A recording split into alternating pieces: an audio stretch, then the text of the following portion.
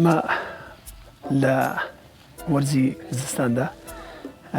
چالاکی بە دەنگەوە هاتنی گیانداران و ئاژەڵەکێویەکان و باڵندەکانی سنووری بەرزایەکانی کێلەین. دیارە ئەم ساڵ بۆ یەکەم جارە ئەم هەڵمەتە دەست پێ دەکەین زیاتر بۆ ئەوەیە کە باڵندە و گیاندارەکێویەکان هەست بە تەنیایی بەبرسێتی نەکەن، هەست بەوە نەکەن کە لە وڵاتێکدان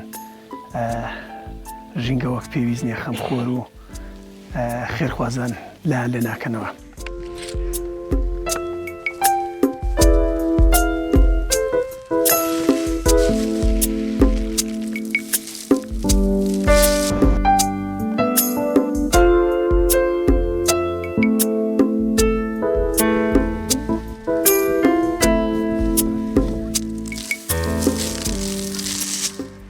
ئێمە وەکو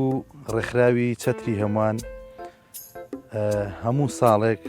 لەو کاتەدا ساڵانە 2 جار بۆ 3 جار دێنە ئەو بەرزانەی کە بەفری لێ دەبارێت دانەوێڵە دێنین بۆ ئەو باڵندە کێویانەی کە خواردنیان دەست ناکەوێت بێلانەنە و هیچ شتێک نییە لە ناو بەفرەکە بیخۆن. ئەوڕۆ هەستاین بە چالاکیەک بۆ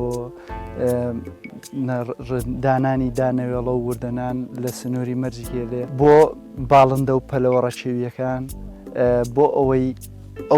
ئەوان کە بە ئاسانی ناگەن دەستیان بە خواردن ناگات لەو بەفر و سەرمایەدا ئێمە پەیامێکی وامان پێیە کە بیگەێنین بەو کەسانەی کە دانهەوێ ڕاوی ئاژەڵە کێویەکان یاخود باڵندە کێویەکان بکەن پەیامێکی ژینگە دۆسیە. ئێمە ناچین ئیجراعەت لەگەڵ